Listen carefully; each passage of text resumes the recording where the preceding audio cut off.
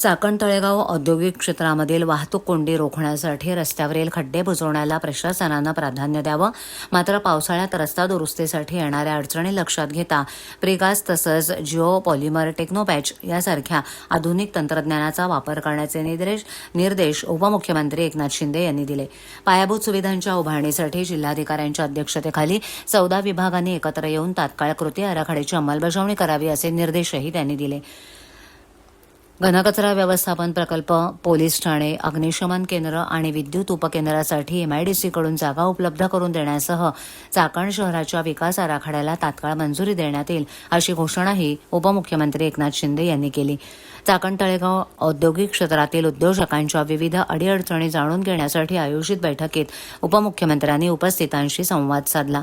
या बैठकीला उद्योगमंत्री उदय सामंत, खासदार डॉक्टर अमोल कोल्हे, विधान परिषद सदस्य डॉक्टर नीलम गोरे, आमदार बाबाजी काळे, उद्योग विभागाचे प्रधान सचिव डॉक्टर अनबलगन, एमआयडीसीचे मुख्य कार्यकारी अधिकारी उपस्थित होते.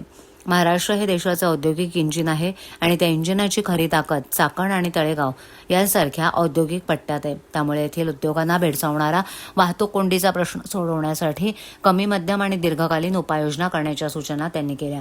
चाकण तळेगाव परिसरातील उद्योगांच्या तसंच स्थानिक जनतेच्या अडचणींवर मार्ग काढण्यासाठी पुण्याचे जिल्हाधिकारी नोडल अधिकारी म्हणून काम पाहतील. चाकण औद्योगिक क्षेत्रात सुरू असलेल्या रस्त्यांच्या कामाचा प्रशासनानं आढावा घेऊन या कामांना गती द्यावी तसंच कामात टाळाटाळ करून दिरंगाई करणाऱ्या ठेकेदारांवर कारवाई करण्याच्या सूचनाही यावेळेला करण्यात आल्या. विजेचा प्रश्न सोडवण्यासाठी महापारेषणकडून 31 ऑगस्टपर्यंत नवीन ट्रान्सफॉर्मर बसवण्याचं नियोजन केलं असून नवीन उपकेंद्रासाठी एमआयडीसीची जागा उपलब्ध करून देणार आहे. घनकचरा व्यवस्थापन प्रकल्प, पोलीस ठाणे, अग्निशमन केंद्र, रुग्णालय इत्यादींसाठी देखील एमआयडीसीकडून जागा उपलब्ध करून देण्यात येईल असंही उपमुख्यमंत्र्यांनी सांगितलं. महाराष्ट्र राज्य हे उद्योगात पहिल्या क्रमांकाचं राज्य असून राज्याला यात अग्रेसर ठेवण्यासाठी उद्योगांना दर्जेदार पायाभूत सुविधा उपलब्ध करून देणं ही सर्वांची जबाबदारी आहे. उद्योजक आणि स्थानिक जनतेला वाहतूक कोंडी, रस्त्यांवरील खड्डे इत्यादी अडचणींपासून दिलासा देण्याच्या दृष्टीनं नियोजन करण्याच्या सूचनाही उपमुख्यमंत्र्यांनी केल्या आहेत.